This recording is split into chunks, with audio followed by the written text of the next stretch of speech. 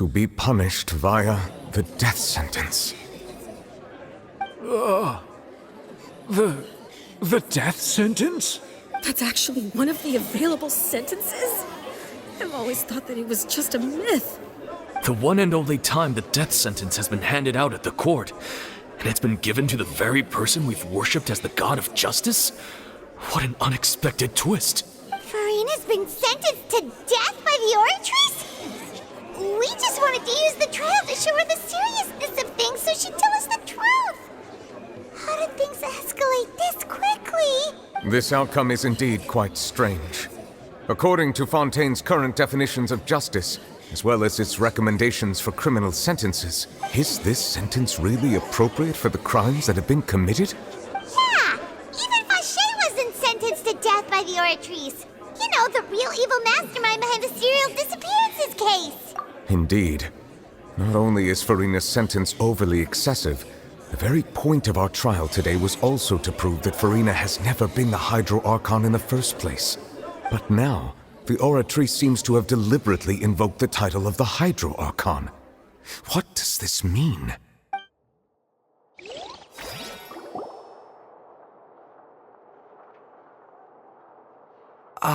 Excuse me, if I may interrupt. Is the trial still going? Fremine! Oh, you finally made it. I assume this means you've completed your mission? Mm-hmm. Any mission Father assigns to me will always be top priority. Is that the first prophecy slate? Huh.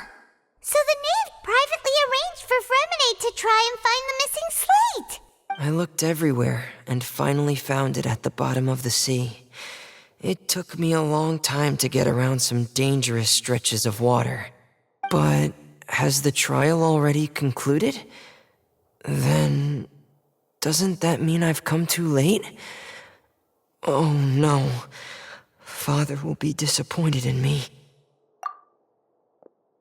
Thank you for your hard work, Mr. Fremine. Please allow me to review the record left on the slate.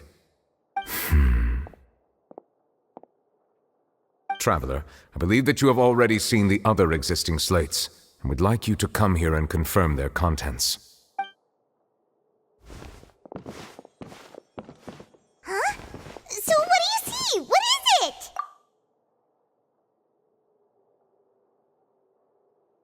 I believe I have now made sense of the Hydro Archon's crime. It has to do with Fontaine's lost history. Huh? Isn't the Hydro Archon just guilty of deceiving her people? Oh, wait, no, that's Furina, and we've already proven that she's not the Hydro Archon. So when you say Hydro Archon, do you mean the real Hydro Archon we've been kinda talking about? In truth, everything that you've encountered in Fontaine up until this point can be traced back to the contents of these stone slates. However, I'm uncertain as to how much sense they currently make to you. Okay, let's try to recall the contents of the other 3 stone slates. Paimon will do her best to help you remember.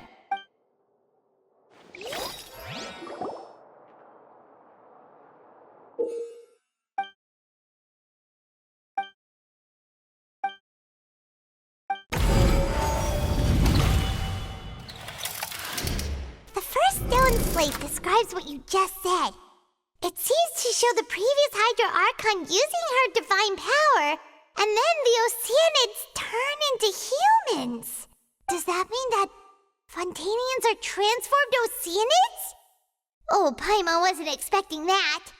But if Oceanids can turn into humans, then perhaps this process can be reversed as well. The second stone slate shows Celestia floating in the sky, and the Hydro Archon and her people worshipping it together. But the heavens still brought judgment down upon them. This must be the point when the Hydro Archon and the Fontanians were branded with their original sin. Does this mean that the original sin and the Hydro Archon sin are the same thing? The third slate shows the Hydro Archon sinking into the sea surrounded by many people. Huh. That reminds Paimon, didn't we also watch that happen to someone else? Well, the fourth slate is the prophecy the Fontanians have been talking about. People dissolving into the sea, the Hydro Archon crying on her throne, and so on. We didn't believe that such a crazy disaster could happen at first, did we? But after that incident, it was just a question of when and not if.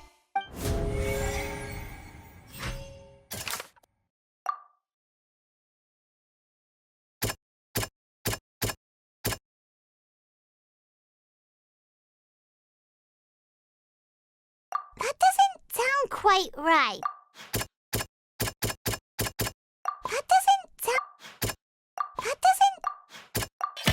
We know, and this might be the reason that Fontanians can dissolve.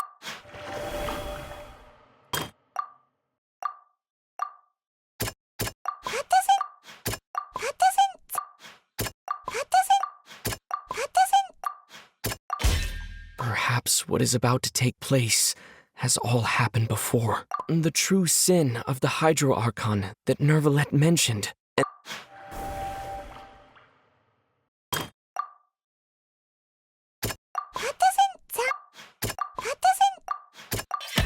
It's not as simple as falling into the sea. When Navia fell into the sea, her consciousness was subjected to judgment. The stone slates show the people gathered around the Hydro Archon in the sea. Could that be alluding to the same thing?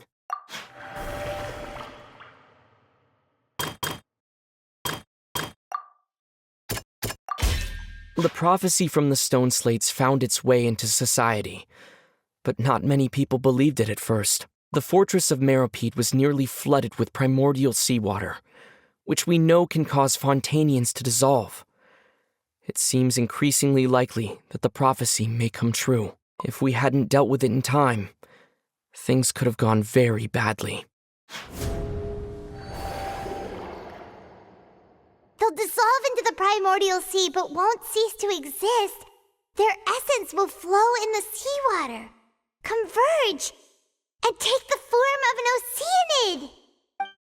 The Hydro Archon was sentenced to death in court, shocking everyone present. Perhaps this means that her sin was actually Fontaine's original sin. Navia fell into the water inside those ruins, and she nearly dissolved. She was surrounded by the people of Poisson in a court within her consciousness, and was forced to take part in a trial meant to make her stay. The eruption of the primordial sea at the fortress of Meropide was the surest sign that the prophecy was about to come to pass no matter what. The stone slate's contents can all be verified by recent events. If we combine what we know together, loads of truths should come to light.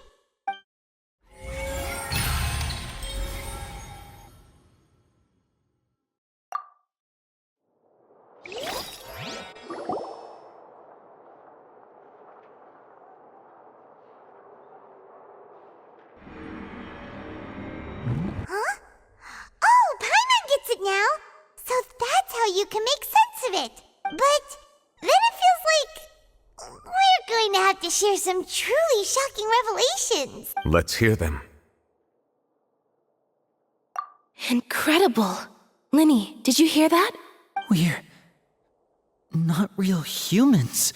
All Fontanians were originally created by the late previous Hydro Archon, with Oceanids as their basis. The evidence for that can be found in how only Fontanians could dissolve in primordial seawater, and how all the girls Vacher dissolved were also turned into Oceanids. Oh, and according to Navia, when she was about to get dissolved, she also saw everyone gathered around for a trial, all of them in the shape of Oceanids. Indeed. Yeah, and it follows from the content of the first slate that she probably angered Celestia by creating humans without prior permission. That could also explain why the Oratrice judged the Hydro Archon to be guilty. It's to account for that ancient sin. The Hydro Archon's true sin was creating us? And yet, after many hundreds of years, the Hydro Archon's creations have turned around to try to judge the Archon within the Opera Epiclese. The twists of history are often the most unexpected of all. Yeah, isn't the image here just like when Navia fell into the sea? So wouldn't it be trying to show the image of the Hydro Archon also falling into the sea once the prophecy has been fulfilled in the fourth slate? In the end, the people will all be dissolved into the waters, and only the Hydro Archon will remain weeping on her throne. Only then will the sins of the people of Fontaine be washed away. Did Paimon get all that right? You've made some keen deductions. I must say, given how much you still don't know, it is impressive that you've already managed to connect so many pieces of the truth. However, while you were able to decode all the information on the slates, they've also been etched with an additional layer of hidden information using a different power source. When we were at the ruins, I tried to decipher the hidden information recorded in the slates. But since we only had 3 slates at the time, I was unable to come to a full conclusion. Now that the slate collection is complete, I shall make another attempt to decipher the narrative recorded within. If everything goes well, we should finally be informed of the unadulterated truth.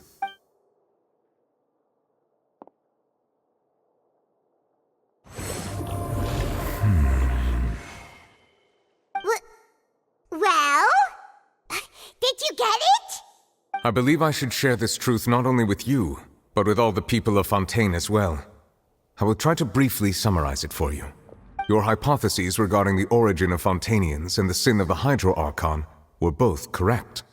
In the Fontaine of old, the previous Hydro Archon sensed the yearning of her Oceanid familiars for life on land. The Oceanids were enamored with the beauty and romanticism of human beings, and wishing to have those experiences for themselves, expressed to the Hydro Archon their desire to become of a similar kind. However, even though water as an element is intricately linked with the power of life, the Hydro Archon, as one of the 7, did not possess the authority to create a new form of human life. Not one to give in, she eventually found a way to create permanent humanoid bodies for her familiars by appropriating the power of this planet's primordial sea. She poured primordial seawater into the Oceanids' blood vessels, creating humanoid mimics in the process. But if Fontainians were to ever come into direct contact with water from the primordial sea, the power within their bodies would escape these artificial restraints and return to the sea. As a result, their forms would collapse, and they would be reverted to their original forms as Oceanids. Of course, the Hydro Archon never received permission from the heavenly principles to create a new human race. And thus, the Hydro Archon and all of her creations came to shoulder the original sin of appropriating the power of the primordial sea. That is the true history of how the people of Fontaine first came into being. So we were all Oceanids before we turned into human beings? That's way too much information for me. I think I'm just going to pretend that I never heard a single thing. Wait, but if that's the truth, we can't let the Hydro Archon be sentenced to death. After all, her only sin was creating us. This really might be too much information for your regular Fontainian, but it does answer a lot of our questions. Alas, your hypothesis regarding the 3rd and 4th stone slates was inaccurate. The slates' respective positions are, in fact, correct. A key point of the visual on the 3rd slate is how all the individuals depicted in the water are humans rather than Oceanids. They have not been dissolved, which implies that the water depicted in this slate is not water from the primordial sea. The nation of Fontaine is the nation of Hydro, as well as the nation of trials and justice. Instead of being the literal element, the water in the scene symbolizes judgment and justice. You may also recall Navia's experience. When she fell into the sea, her consciousness was surrounded by that of many others who intended to hold a trial to determine her fate. Therefore, the meaning of the 3rd slate is that the people of Fontaine shall try the Hydro Archon at the court of justice. Yes, it refers to our present situation. I think I'm following now. So, what you're saying is, even though we decided to put on this trial to avoid fulfilling the prophecy, in truth, everything we've done has happened exactly as the prophecy foretold. So now, it seems, we're the ones making sure it comes true. What should we do? Huh.